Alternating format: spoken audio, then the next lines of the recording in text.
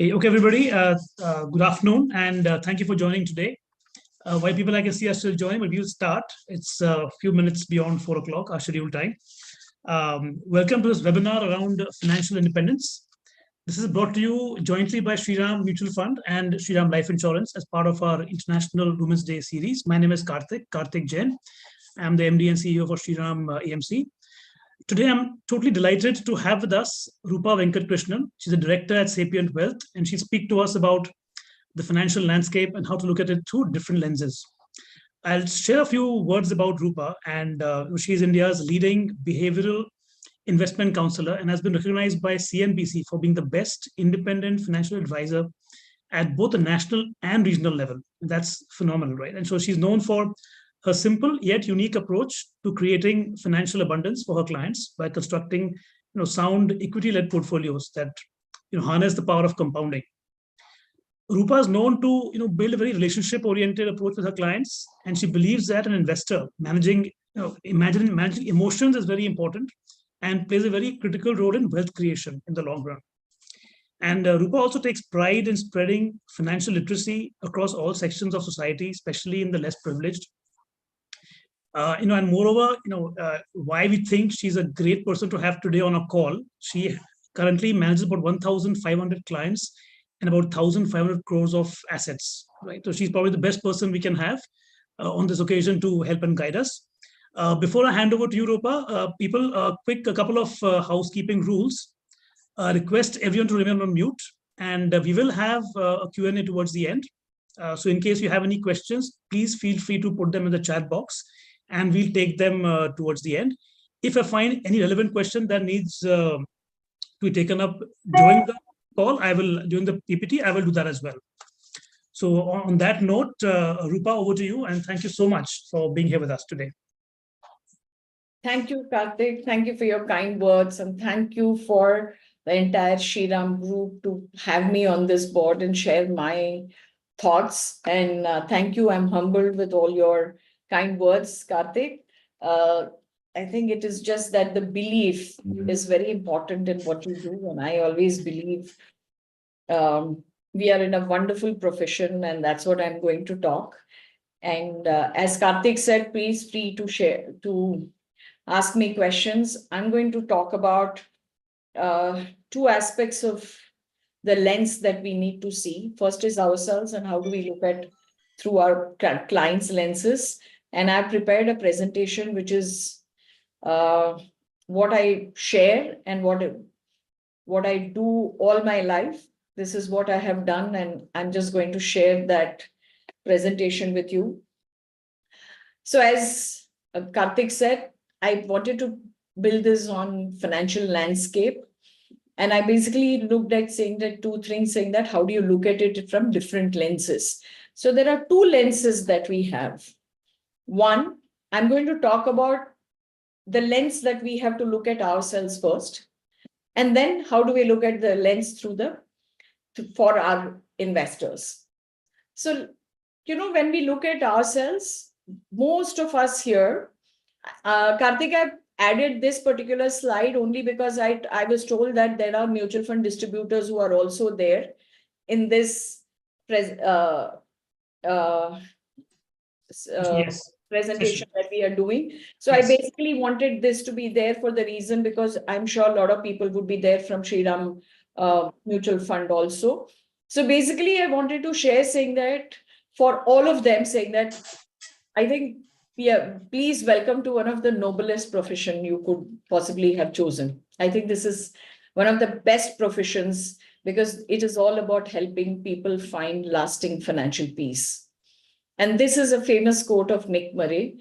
And this is one of my famous quotes because I follow him. He's my mentor. Nick Murray is my mentor.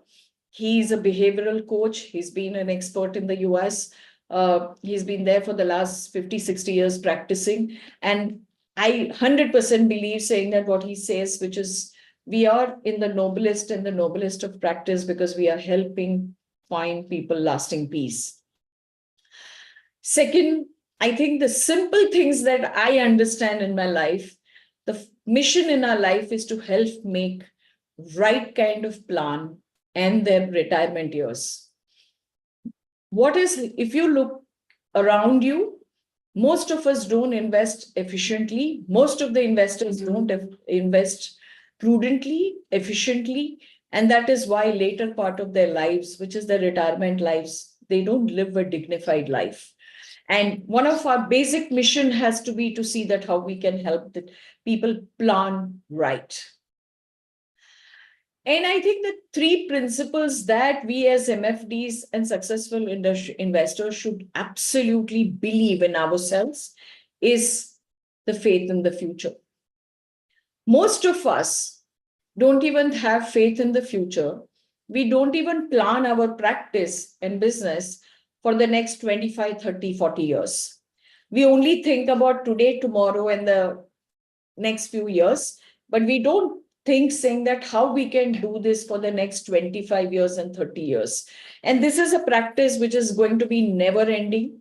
It is going to be, I don't think it is going to die even after AI comes into place, because money is all about emotions. Money is about connecting with people, because emotions are very important, and that is only connected with when you connect with people and when you sit across people and talk to them and make them and handhold over the period of time.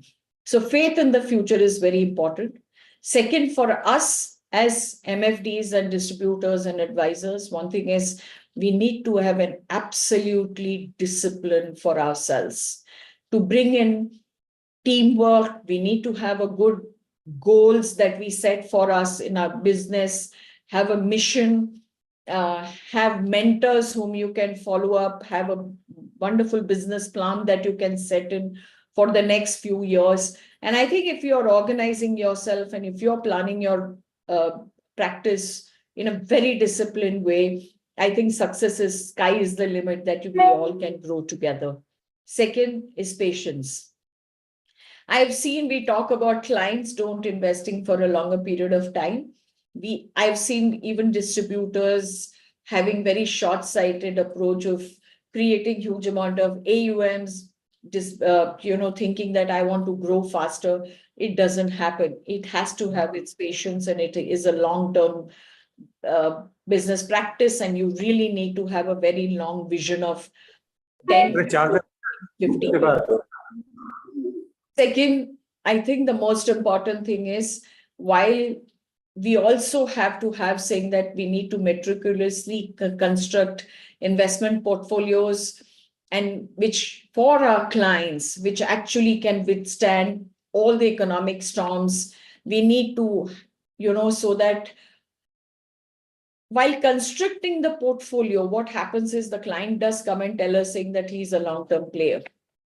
Now look at it, in the last 4 days, there have been corrections and clients have started calling saying that what's happening in the market.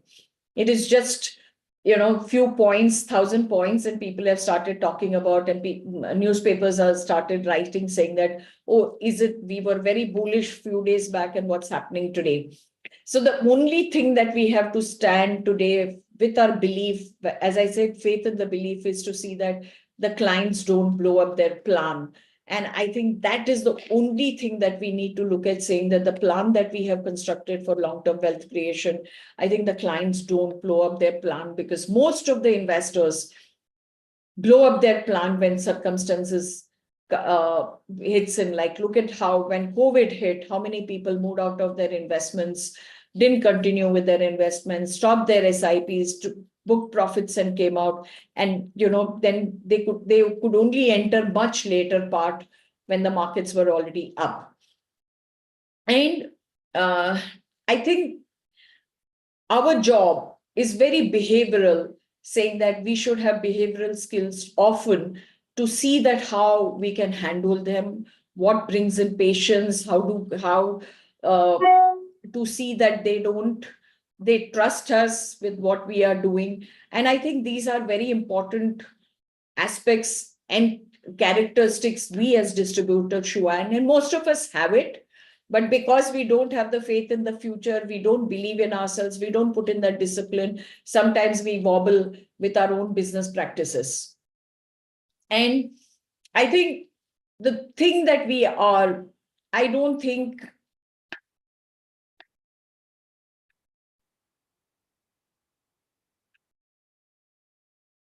So this is my belief, saying that, analyzing, interpreting the economy of the market, timing of the market, identifying consisting top of funds.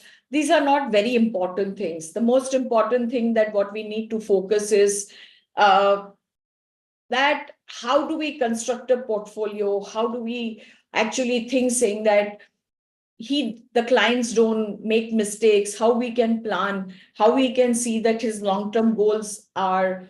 Everybody's job is to see that we have a goal, selection of timing, selection of funds. We give so much of importance to all of them without looking at saying that where is the client's goal and how long will it take and how we will achieve that. I think that's the most important thing as we distributors have to look at and say that it's basically a practice that we need to look at. I think, as I just said few minutes back, current events. The current event now is saying that the markets have been correcting and last 4-5 days. And that's the way the madness follows. That's the way people think. And that's the way the news starts building. That's the way people start talking on social media. That's the way people start. How determined you and me are in that, saying that how do we stand by our clients to see that their portfolios are not blown, and we are very, very sure about saying that how important is that client's goal. We only change funds, redeem funds scheme, change things if the client's goal has changed, but otherwise we stick to our principles and values. We should be aware of what's happening in the world, but that doesn't mean that we have to action everything that is happening in the world, because clients have this feeling when the economy goes into bad phase, when things starting, everybody's brain starts freezing. So please understand, saying that what we need to look through our lens is very important. We need to look through our lens, but act only on certain things, which is very, very critical in case if there is any change in the client's goal. And as an advisor and distributor, emphasizing on portfolio selection, timing, the client's own value proposition. We come and say that that's our value proposition, saying that I am the best person to identify the best funds. I am the person who can find out, saying that when to enter, when to out.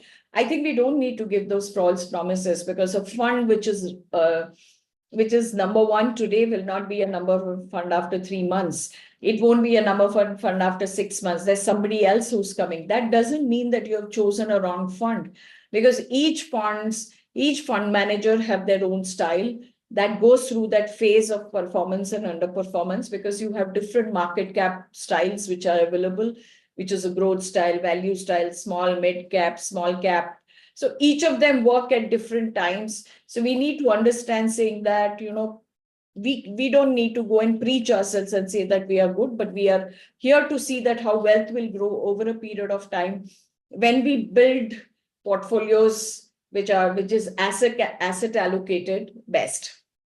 And it is never saying that we can always promise constant deliverables, which we talk about alpha. Correct? Alpha is a favorite word that we all talk about. But friends, kindly understand, saying that there are so many people whose portfolios themselves don't even have beta into the portfolio, because the portfolios are so badly constructed because of moving in, moving out, wrong time of decisions, wrong kind of products that people invest. People's portfolio don't even have beta, and then we start talking about alpha.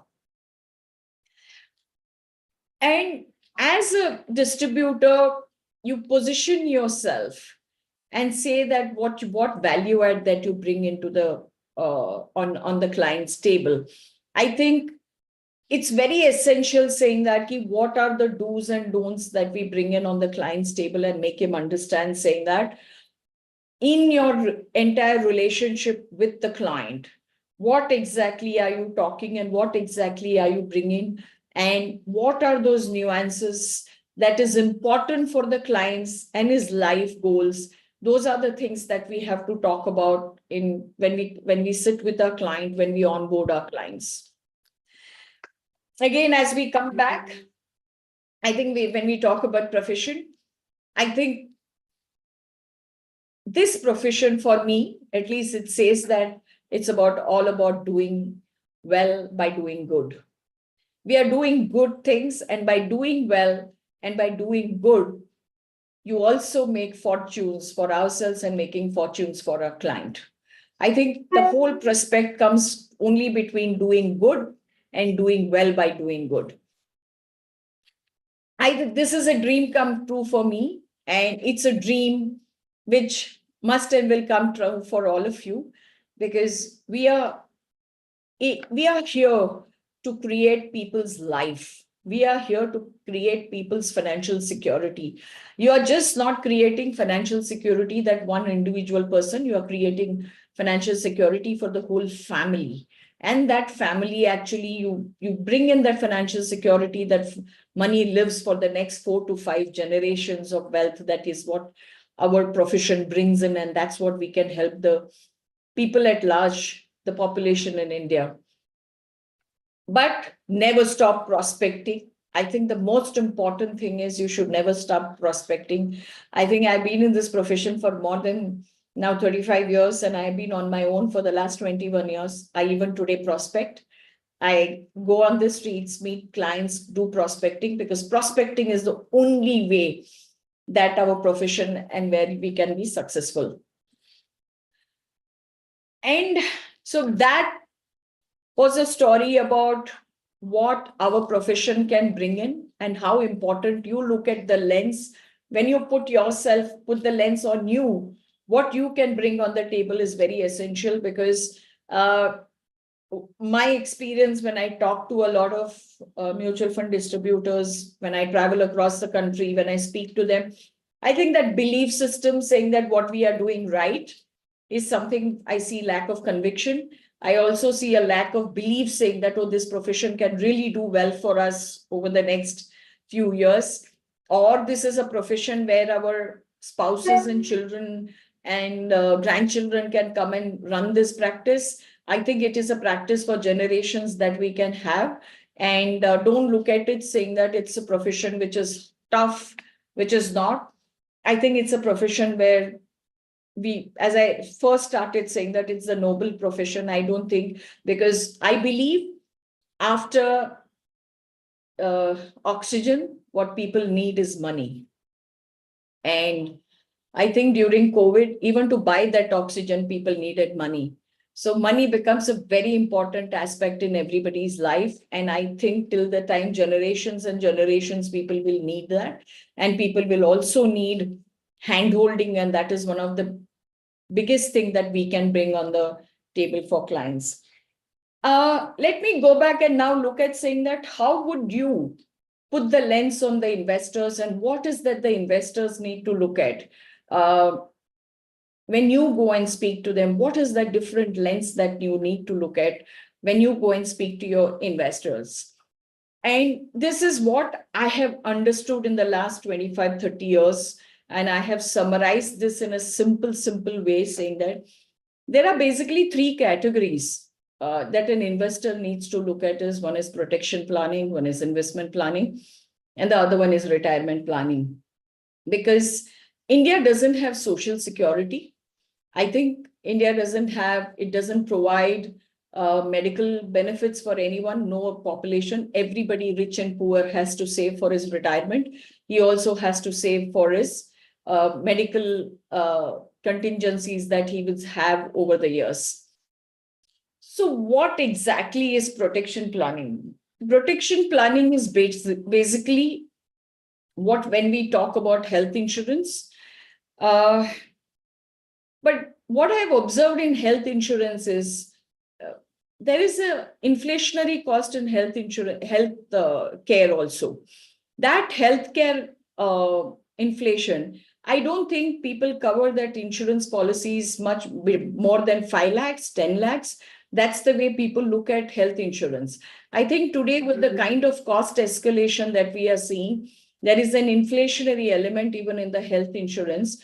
If you look at, people should definitely look at health insurance covers beyond 25 lakhs. people should have insurances for their family, like 1 lakh and more. And they should, because we are taking a health insurance for the next 25, 30 years. And that's the reason why that particular amount should not be less than 5 lakh and 10 lakh. I understand saying that everybody has income issues, but as your income keeps on increasing, I think you also need to see that you take your cover on the higher end. Second is life insurance. People need to protect life for their families and children. And when we are talking about families and children for protection of their lives, people, again, when you're taking term insurance, people take term insurance for say 50 lakhs, 75 lakhs, 1 crore, which is also too less, because if something, imagine if I had taken a 1 lakh, 1 crore policy and something happens to me today, and I have my family who's dependent, and if I only have 1 crore today, I would only get 7 lakhs of rupees. Even if I put it in a bank, that will be the income for my family. And if you divide that by 12, I don't think any homes runs today because you need expenses like 25,000 to 50,000 to run a house.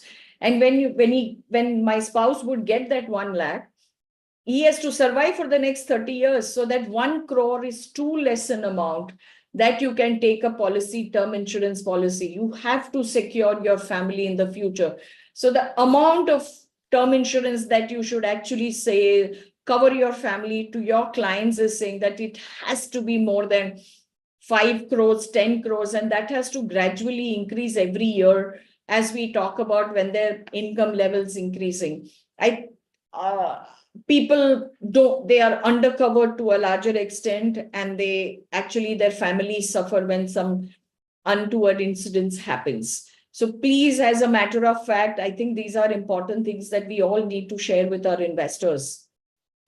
The third is home insurance, which people just forget about doing it. We are a country where we are very obsessed to buy a house the moment you start earning. Most of us buy a house. We don't even take a term insurance cover on that house EMI that we pay. We also don't take a home insurance for earthquakes or for fire or anything. And I think this is a very potential, because it's very essential in today's times when environmental changes are happening. You don't know, sometimes there are earthquakes which are happening in places where earthquakes are not, it has not happened for hundreds of years. Your floods are happening. So I think home insurance becomes a very important aspect which every client needs to look at, because these are, if you're not covered, I think it hits you on your personal savings and it drains your personal savings to a larger extent. And that's why it's very essential for us to empower our investors to think differently so that, they are prudent in investing. So the next one that I told was investment planning. So in investment planning, basically we just invest because we can't predict the future. Savings help us to financially secure, and it just gives you a safety net. So what do we do during that period? We have to maintain emergency cash. We need to own life, medical, and disability insurance, save corpus for medical contingency. I think this becomes a very essential part of one of our goals that we need to look at, which is medical contingency. In my presentation below, I will cover that particular, why I am specifying on this. Everyone saves for families, children's education, and the last one is to invest for independent retirement. But I've used the word dignified. That is very, very important, because as you age and as you retire, you need that security and dignity to live your life. You don't want to depend upon your children. You don't want to depend upon anyone when it comes to dignified life. So it's very important. That dignity part is so important, because that's what all your investors want, but they are not able to explain this. So that dignified part becomes very essential when you speak to your clients when it comes to retirement. So why does somebody invest? So most of my question is saying that people talk about investments, people talk about everything. So, inflation becomes a very important aspect. So the most important thing about investment is about purchasing power. I have a sack full of notes here, which is 500 and 100 rupees. I think people relate this to currencies, but for me, this is purchasing power. Because a 100 rupee note or a 500 rupee note today, what I go to a shop and buy, after around say 3 months or 4 months when I'm buying, I definitely have to pay 520 rupees or a 525 rupees for that same product, because there is a cost escalation through inflation and my purchasing power of my currency has reduced. And that's why inflation becomes a very important aspect and why we need to invest. I have just shared a data here, which basically talks about simple, saying that we've taken a 44 years record, and we have said that inflation in the last 44 years in India has been at 7.54%. If you look at your SBI fixed deposits, it is at 8.03%. Gold has an average CAGR of 9.14% in the last 44 years. And PPF, which is at 9.42, and Sensex has given an absolute CAGR of 15.51% returns. Why do you think saying that people in India, or most of us, are not financially well off, or we have not created that financial security and independence for ourselves? Because we have traditionally been investing into gold, fixed deposits, and PPF. I'm not saying it is wrong, but you have to asset allocate and see that how you can create more wealth for yourself, secure your purchasing power. And for that, very essentially, you need equity as an asset class to be there. Now, why equity as an asset class? Because it will sustain you longer. It will create more wealth. So it's very prudent that you should at least have 30-40% of your wealth into equities. I'm not saying you should not put money in fixed deposits, gold, or PPF. You should put, but everything has to be in a ratio. It should not be saying that, people should feel saying that fixed deposits are the safest or something is not safe. In fact, if you had just invested in fixed deposit, you would die poor, because obviously, if you look at the below chart, they have said that after taxes, the returns are negative over a long period of time. Let's take gold. Gold, normally what happens is it's a buy and hold for all of us. We don't sell.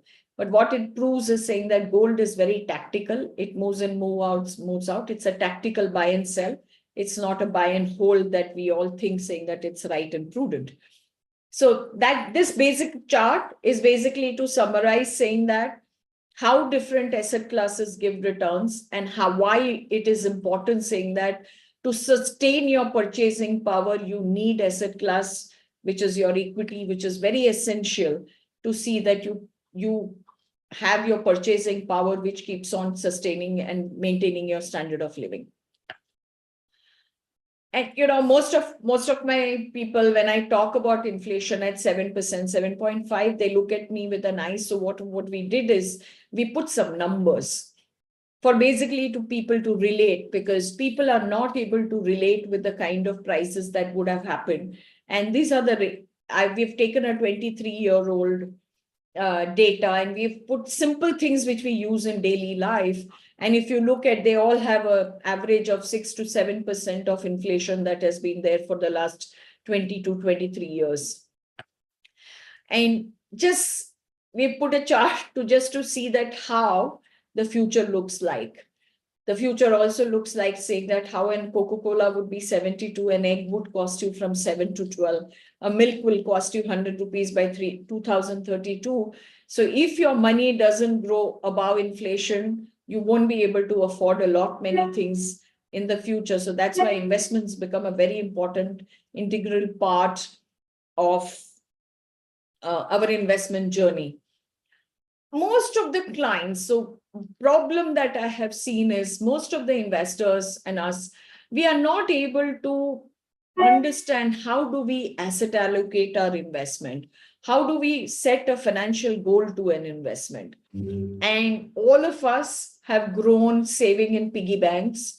And I think that was the first thing that we started putting coins and money and started saving money.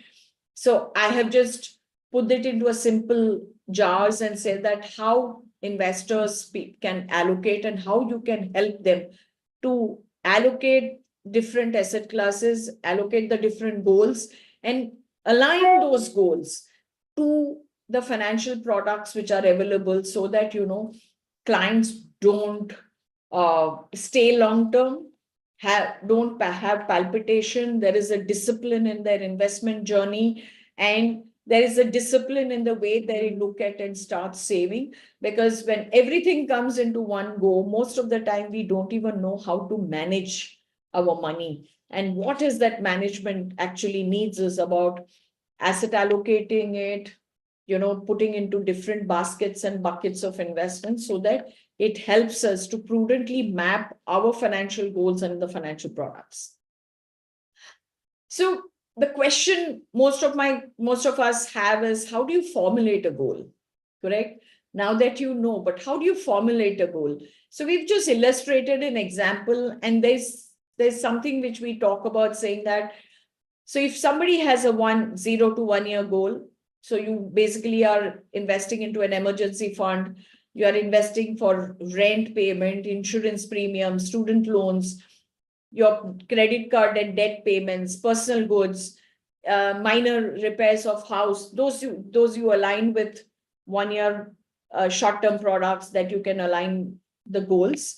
Then you have desires for 2 to 5 years, which is you're buying your car, saving for your down payment of a house, paying off debt, travel, wedding expenses, or something that you can design between 2 to 5 years. Then you asset allocate on the segment which is wealth creation, where your long term should be more than 15 years, which you can align it with retirement funds, paying off your mortgage, starting a business, or saving for your child's education. I think if you are able to formulate and help your clients do this, it helps them, it helps you also to allocate schemes, map the goals with the schemes that are available. It could be a liquid fund, it could be a short-term fund, it could be an arbitrage fund, or if it's a 2 to 3 year, you could look at a balance advantage for an equity savings fund. And obviously on the long term, it's all about equities for compounding. So what I have done is, that's the way that you can align, but I have just taken illustration of 25,000 rupees for people to understand and how you can help your investors. We have put a chart and say that, how do you distinguish this and say that your household expense, your insurance premium, your short-term goals, your holiday expense, everything could be clubbed and put into almost 60-65% of your income aside. And your medium-term goals and long-term savings has to be 20% for allocating, so that if you are able to do this bucketing, if you are able to formalize a goal like this, you would lead a much better life, because what happens is this brings discipline into clients, into their savings, into their spending habits, into their saving habits too. And it helps you to talk to your client, relate to your client to respective goals. Now, I'm just saying 25,000 expenses, and then I have said the client should put 5,000 rupees for long-term wealth creation, correct? Now, there are a lot of people whose mind comes to say, what does 5,000 rupees do? For just 5,000 can create so much of wealth. So we've just put a chart and say that how 5,000 rupees can appreciate over the period of time. How can it compound? So if you look at the chart, the probability of returns that we have said here is 10%, 12%, and 13% in the future. And we have said even with the 5,000 rupees, but if your time period is 40 years plus, I think look at the kind of corpus that you can create, which is almost here is around, if it's 10% after 40 years, you will have 3.19 crores. And if it's at 12%, it will be around 5.94 crores. That's the probability, and how long the small amount of wealth can create huge amount of corpus for you. Most of the clients that you visit and that you are speaking to will always say, I don't have money. I had been to a presentation yesterday. I did a corporate presentation yesterday, and there were almost around 10 or 12 people who didn't attend the meeting. You know what did they say? Oh, we don't have money to save. Why should we come and listen when we don't have money to save? And people don't realize that you need such small amounts of money to create huge amount of wealth. So I've just given an example of how a 1,500 rupee SIP for 40 years can create wealth. Because these numbers can help you to see that how small amount of wealth can create huge amount of financial security for your clients over the years, and which you and me cannot fathom, because compounding is something where as human beings, we cannot fathom the kind of money that it can build in for us. And I've gone as small as 500 rupees because I do myself 500 rupees for a lot of people. And I help them to think saying that it's not about money, it's about small money or big money, but it's about discipline. It's the number of years that matter that you save. And as less as 500 can also create huge wealth, but you only need long term. How you can bring in as much as people into your investment circle to see that you can help them to create that financial security. And I think this is my favorite thing that I always tell everyone, that every penny saved is a drop towards creating an ocean of wealth. And you saw it in the previous slide saying that how small amounts can create an ocean of wealth for everyone. And savings and investment, it's not a priority. I think it is absolutely necessary, saying that everyone has no choice, but it is the extreme priority for everybody to save. And as I said, social security, India doesn't provide any social security for us. We have to create our own nest of wealth, and it becomes absolutely, absolutely essential. So what is that financial challenge that we are missing out? I think the biggest challenge that we are missing out is, if you look at the previous generation, I think we used to study till 18 years, 18, 19 years. We worked 42 years and we had a retirement of 15 years. I think if you look at the last 1 decade, I think things is changing. You study for 25 years.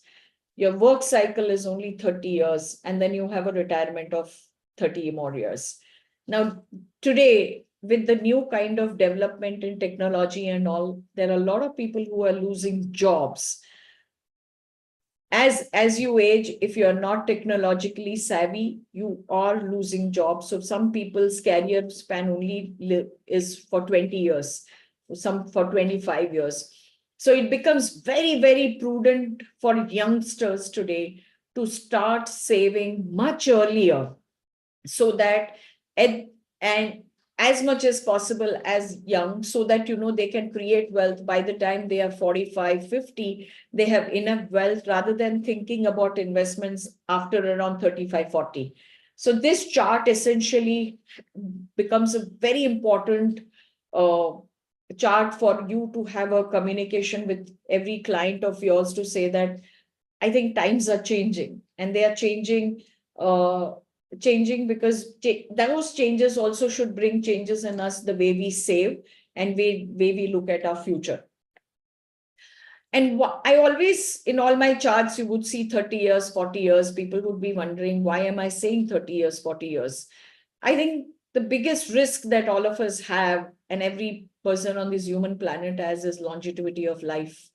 As longevity of life is increasing due to medical advancement, it is very essential. People around, if you look at people around us, people are living beyond 85, 90 years.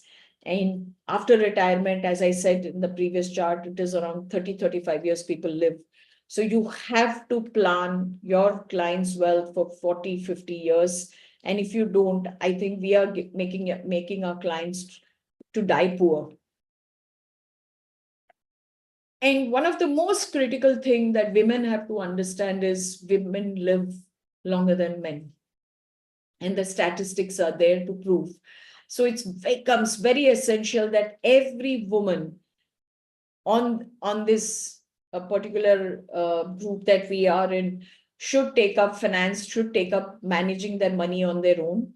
Our experience has been saying that in the last few years, when there are certain unfortunate circumstances, when it falls on the women, like when they become a widow, or they are going through divorces, or when single women are there whose parents or brothers have taken care of their wealth, and suddenly they lose them.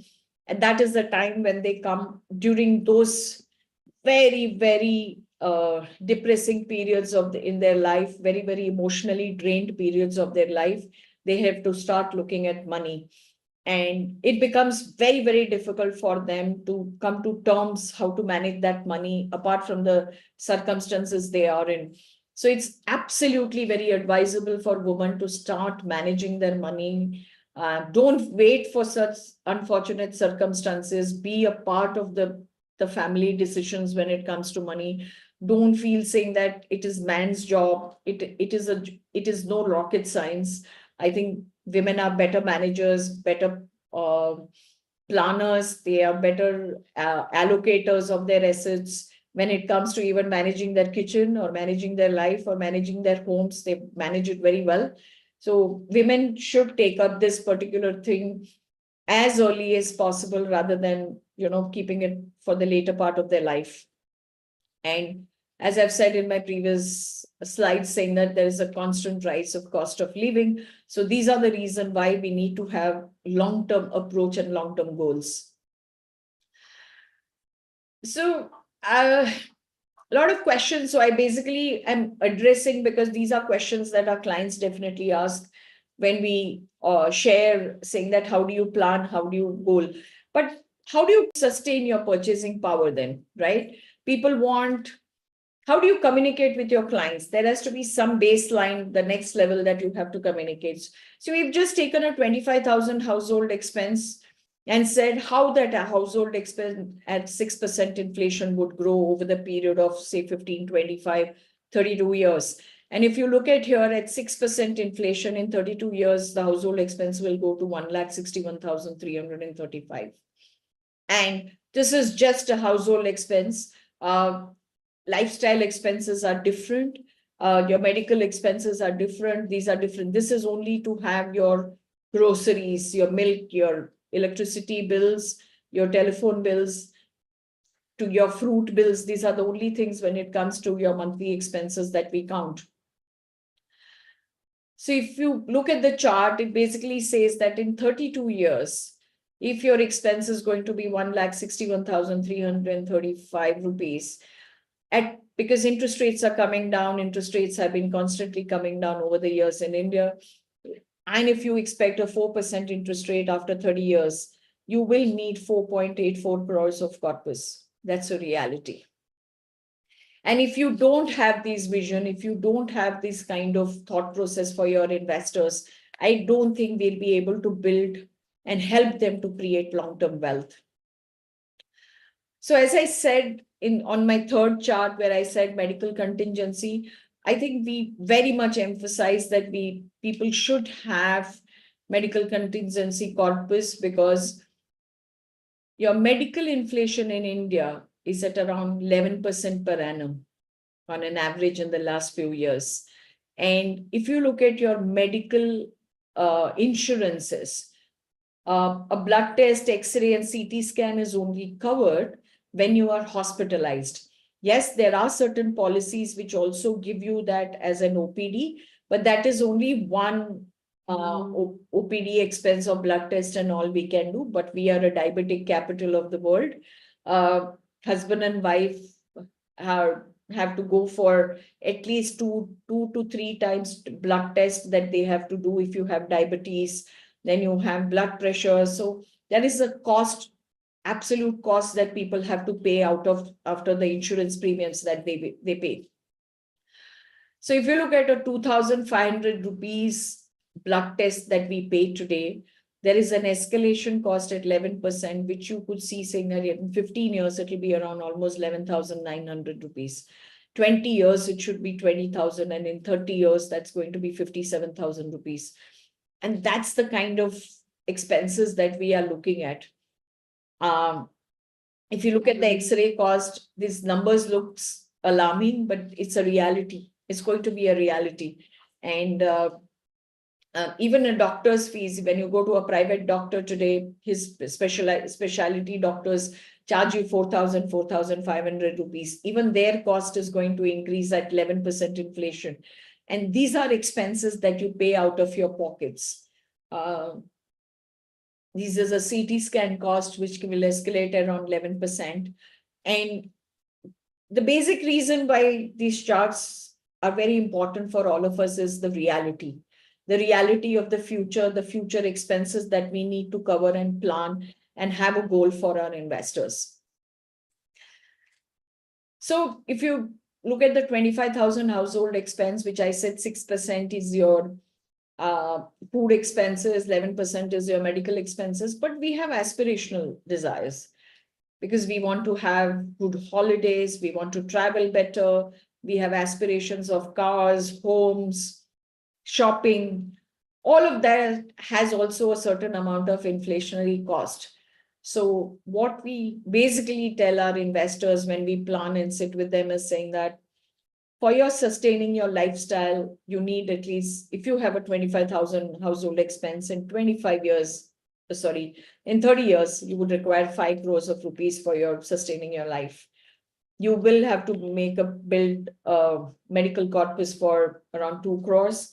And you will have, for your goals and aspirations, you would need something like 3 crores of rupees that you need to save for. So if any investor has a 25,000 household expense, we always plan and say that you should have a corpus of around 10 crores, because that's the only way that you will be able to sustain your lifestyle with dignity, with aspirations and goals, which every human being has. So once we do this, the question arises, how do you reach that 10 CR? How do you reach that 10 CR? And the question does come into everybody's mind. So we've made a simple chart and said that what is that roadmap that we could follow. So we've said 45,000 SIP per month. If you do it for the next 30 years at 10% CAGR, you will be around 10 crores. When we say this, a lot of people's eyes pop up and say, because you don't have 45,000 to save. And at that time, we just make a roadmap for the investors and say, you start with 5,000, 10,000 today. Every year, making a discipline when your salaries are increasing, have a discipline of increasing that by 2,000, 3,000, 4,000 rupees every year. And for the next 30 years, if you follow that discipline, you would be able to reach your 10 crores of corpus and your dreams and aspirations. So again, what we are talking about here is about your roadmap, your discipline that comes in. You exactly know where you want to go. And that's the essence that we have to bring in on the table when we communicate to our investors. So we also have a lot of investors who come to us and say, we don't have regular income. We are professionals, we are architects, we are lawyers, and we don't have regular income. So what we tell them is saying that what is the kind of lump sum that you can invest, and that lump sum can create around 10 crores of rupees. So if you look at the chart, if you put 57.50 lakhs of rupees at 10%, you would reach 10 crores in 30 years. Now, obviously, a person who's starting off or starting his own practice, like a lawyer or an architect, they are young, they don't have this kind of money. But we build in the discipline and tell them saying that the moment you start having 3 lakhs, 4 lakhs, 5 lakhs, over the period of time when you're working, you start investing and building this corpus. You start building regularly and have a discipline of seeing that how you can save these amount of money to see that how you can reach your goals. So basically, this is a roadmap that we give them to roadmap to help them how their minds can think and how they can achieve their financial goals. So not very complicating to the only thing, because we don't want to wake up just 5 years or 10 years before their retirement, suddenly realizing, saying that they would need 10 crores of rupees. So it's always better to plan much ahead of when you're planning to retire. So in the earlier slides, as I said, I think there is a myth and a taboo in the society, which all of us have, is saying that when it comes to risk, everybody talks about saying that the biggest risk is markets. People feel saying that biggest risks are stock markets, biggest risk is not in wanting to save in the safest investment, or not investing is the biggest risk. But the biggest risk, what we understand, is not reaching your goal and not sustaining your purchasing power, which means saying that you have a household expense which is going to continuously increase due to inflation, and you have not saved enough to sustain your lifestyle. And that is the biggest risk, and longevity of life. These are the biggest risks that clients, it's not the financial product, it's not the markets, it's not the equity, it's not any other asset class that you take risky. So I think this communication is very important, because people associate risk to financial products. There are two questions which I always ask clients, saying that we only have two questions: either money outlives you, or you outlive money. So either you live rich, die rich, or you have a choice of dying poor, because these are the only two things which happen if you don't plan your financial journey and your financial goals. And for distributors, all of us, it's very essential to understand, saying that we have to approach the clients when it comes to investments. Clients don't come to us. We have to nudge them. We have to go and talk to them, because money is a complete taboo in the society. Money is not spoken on the dining tables of our homes. Money is not spoken with our friends. What we speak with our friends is, which holiday did you go? Which car did you buy? Where have you bought a home? Where do your children go? Which school do they go? Which restaurants did you go? What new movies that you saw? I think this is what we discuss with our friends. So money is a taboo. We don't even discuss within each other, oh, you are doing financially well. Where do you invest your money, and how could you help me in doing? I don't think money is spoken. 8 out of 10 people don't talk about money when we meet. So as mutual fund distributors or financial advisors, it becomes our innate responsibility to nudge people and talk. We need to go and speak to people. Second, or the third thing, that is, there is an absolute widespread perception saying that investment is a man's job. Everybody feels saying that investment is a man's job. Nowhere in history that it's written saying that investment is a man's job. We pray every day Mahalakshmi, who's the goddess of money. And we go and say that man is the one who has to take care of money. I think there is some complete divergence which talks about saying that it's only the man, but I think it's as much equal as women, men, everybody needs to manage about money. I go beyond that, and I always tell our clients saying that it is very important for every human being on the planet. Unless you are very financially expert and you know what it is, I think 95% of the people need financial consultants or financial guides to see that their financial goals are achieved, their financial security is achieved, because most importantly is to handle their fears and frustrations when situations and circumstances fall. As I said, 4 days, 3-4 days, markets have corrected and people have started, if the newspapers are giving different negative news, social media is talking about different negative news, as if India's story is all end and over. I think that's the perception which happens, and people start behaving of on their financial decisions on the news. So it's very important saying that everyone needs a financial consultant or a financial advisor or a financial mutual fund distributor or a financial guide. Everyone, almost 95% of the people in this world need it.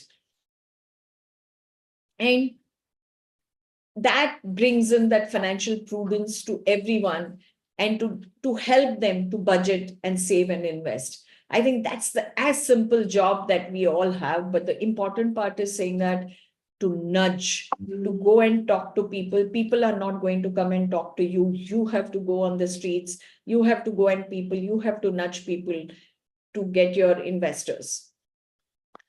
Most of the time, clients come to us and say, how do I do it? So we just put a simple thing saying that how they can create a monthly budget, how they can automatically, dedicate their savings, contingency amount. This could be by way of SIPs. We guide them and say that don't miss your credit card payments and EMI payments. Don't do impulsive purchases. Make your value buy when discounts and all are offered these days. You have 4 or 5 times those kind of offers come in the markets. Please do periodic maintenance, avoid high bills. Take a periodicity of taking care of all your bills and everything, your budgeting. And then obviously when you do all of this, there is so much to understand, saying that where you have surplus money to create long-term wealth. The next slide is basically very important for all of us to realize and say that how important certain people are in our life. I think the first and foremost has to be a financial consultant or a financial guide or a financial advisor, whatever name that you can give. The second should be your insurance agent, because he gives you and protects your life, on your health, on your home, and on your life. The third should be your chartered accountant, because he takes care of all your taxation, because that is a specialized field and you need him to guide, because people look at only today, but as your income level increases, as you become, your career becomes bigger and you're more successful, you will definitely need a chartered accountant. Obviously, bank relationship managers for all your banking needs. A lawyer becomes a very essential part in today's time, because it's very, very essential in today's world to have making a will.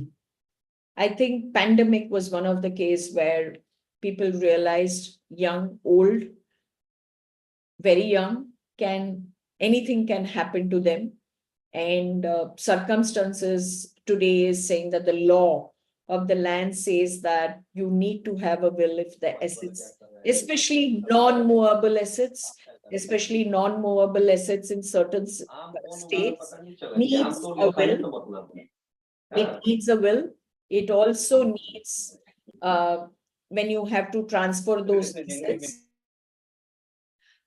So lawyer becomes a very important thing. The law of the land is different. So please, everyone on this group, and even to your clients, please advise all. It is a request that everybody makes a will, because if you don't make a will, you're not protecting your wife and your children from transferring their assets to them. Otherwise, they will have to prove themselves they are rightfully your spouses and rightfully your children.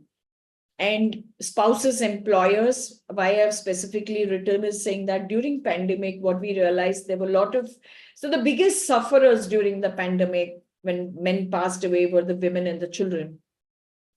There were a lot of women who didn't even know what is their employer's HR number, because these days everybody is saved on the mobile and we just save the name. You don't have landlines in offices now where somebody can call up and say that, please connect me to the HR department.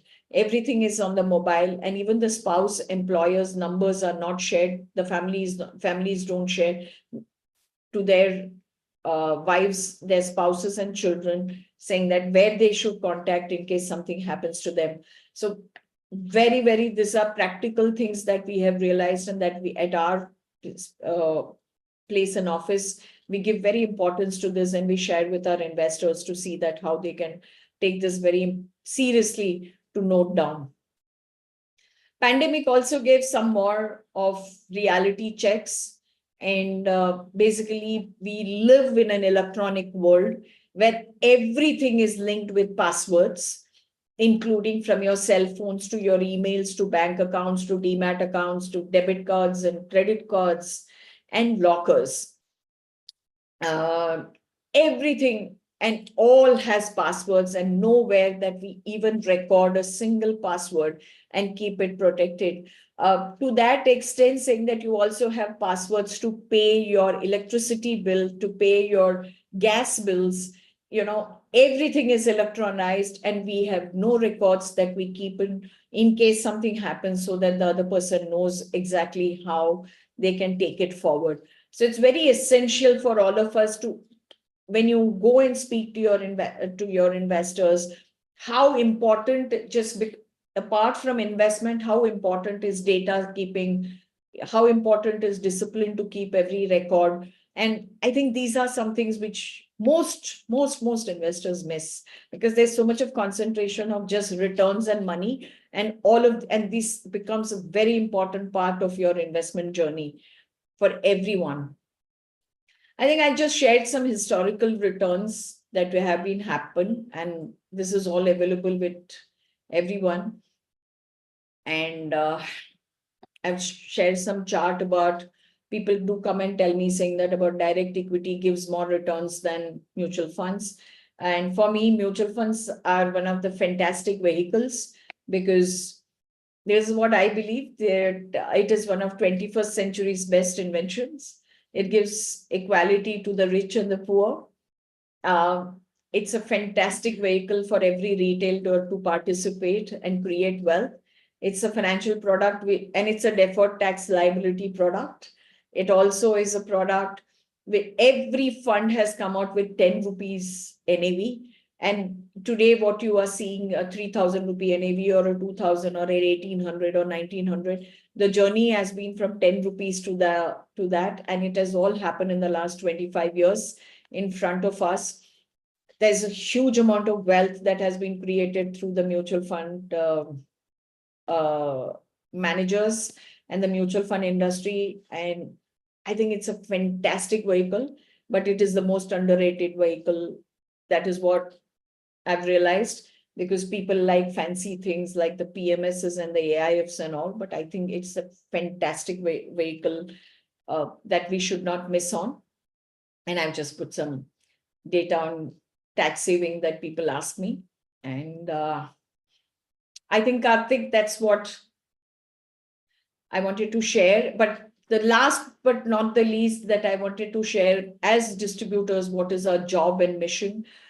I think the crucial part of it is saying that we need to understand and invest our clients' future and achieving their long-term goals, and to invest to have a the potential to outspace inflation over time, ensuring that the purchasing power doesn't erode.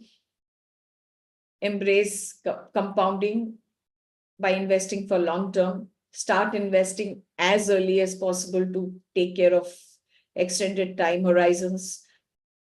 Control your emotions. We have to be very, very stable. We have to be very, very grounded when things are not uncertain around us. So we have to be very focused on long-term orientation.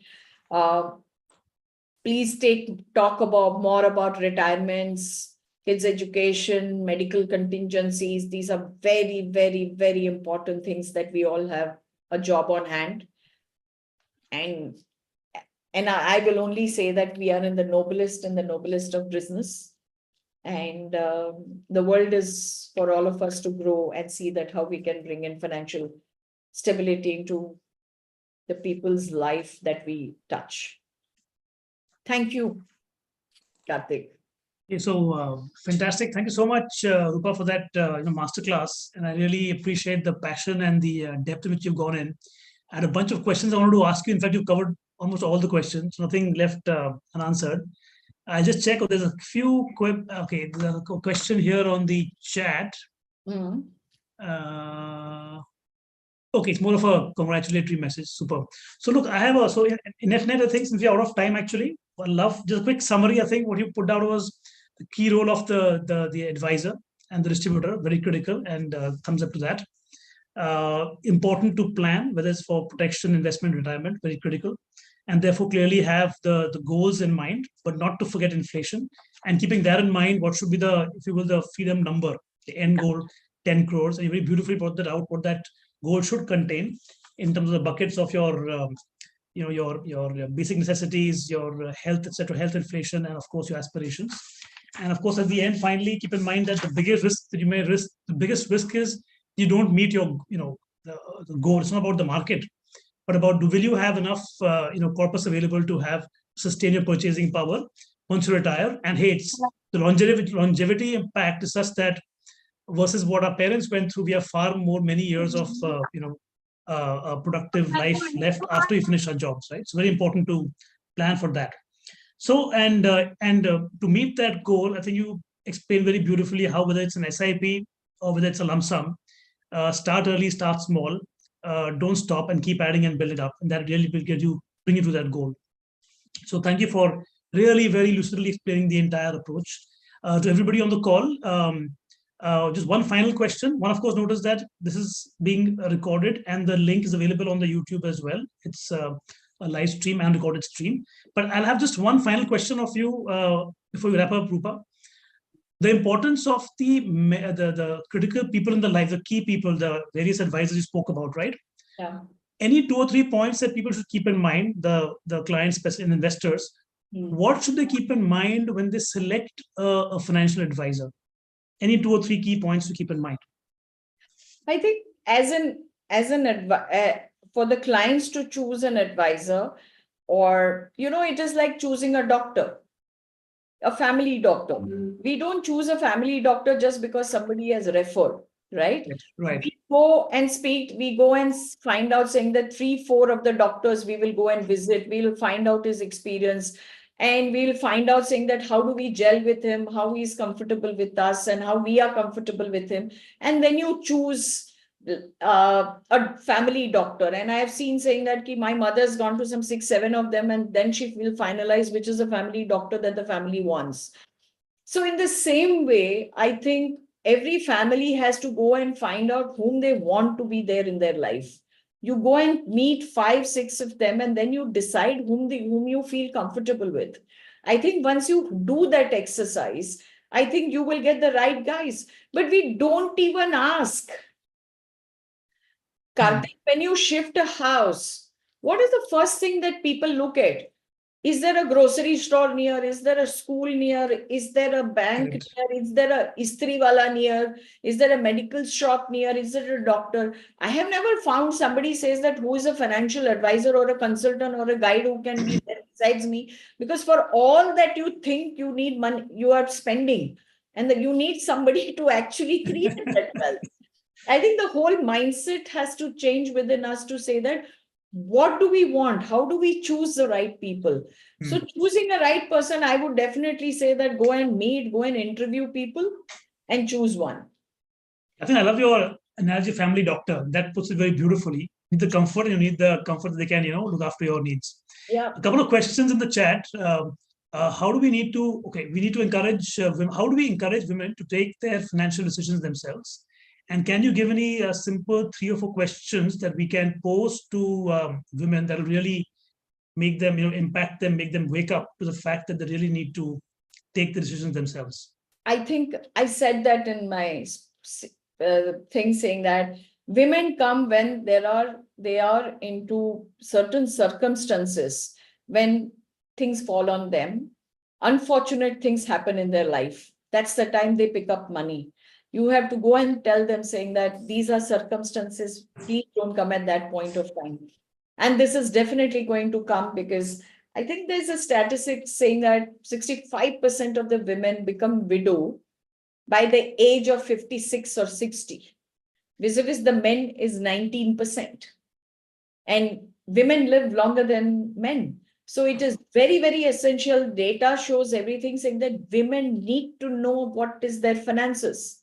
And if women can manage their homes, so beautifully. They can manage the money very wonderfully also. They are the best in budgeting. They are the best in how they create. It is just that every woman needs nudging. Every woman needs that encouragement to give, saying that it is no rocket science. We will help you and guide you how to manage that wealth. I think, Karthik, look at our mothers and grandmothers. Our grandfathers and fathers used to give them certain amount of money to run the house every month. Yes. During that period, did she ever come and ask our grandfathers or the fathers, saying that this month you had 10 more guests and you had 10 more people who ate, so my cost has gone up, so please give me extra money? You will never find that ever in your life or ever in your word, because they plan and budget it. They know how to manage that every single penny of money. And the biggest thing is inflation hits the women the first through the milk prices and the vegetable prices. After that, the world comes to know that the prices of vegetable and fruit and everything has gone up. But it hits her the first, because she is the first point that when she pays the money, she knows how inflation hits her. She exactly knows what was her household expense 5 years ago, 10 years ago, and what is today and what is going to be the future. And she's the best financial planner. But unfortunately, one more thing is, most of the time, women don't want to get involved because they want peace in the house.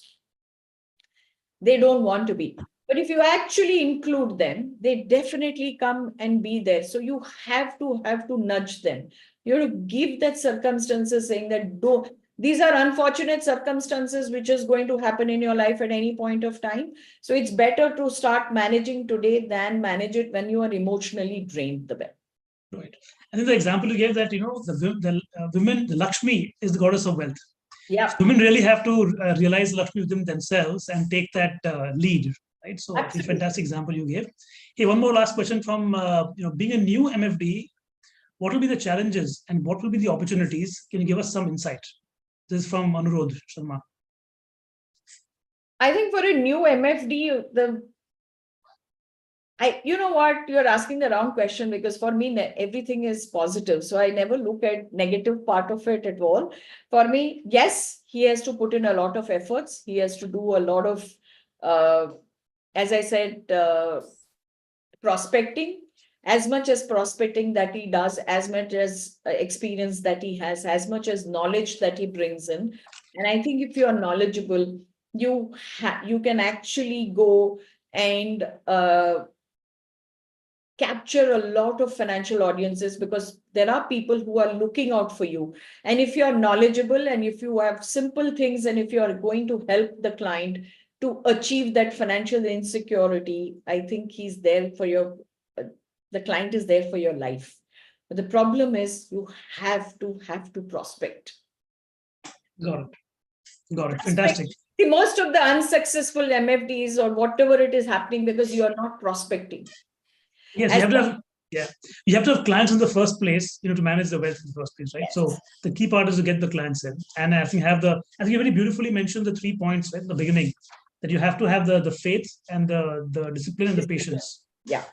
So, Roopa, thank you so much. I think we're out of time right now, beyond time, and we still have a bunch of viewers there on the call, but it's late now. But thank you so much for giving your brilliant insights and very in-depth analysis of how should one go about being financially independent and what's the path to financial freedom.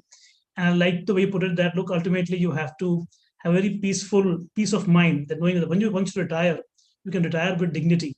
Yeah. And sustain your purchasing power. So on that note, thank you, Roopa, once again, and thank you everybody on the call for joining us, and wishing you all an excellent, very good, the path to financial independence and financial freedom. Thank you. Thank you so much. Thank you so much, Karthik. Thank you.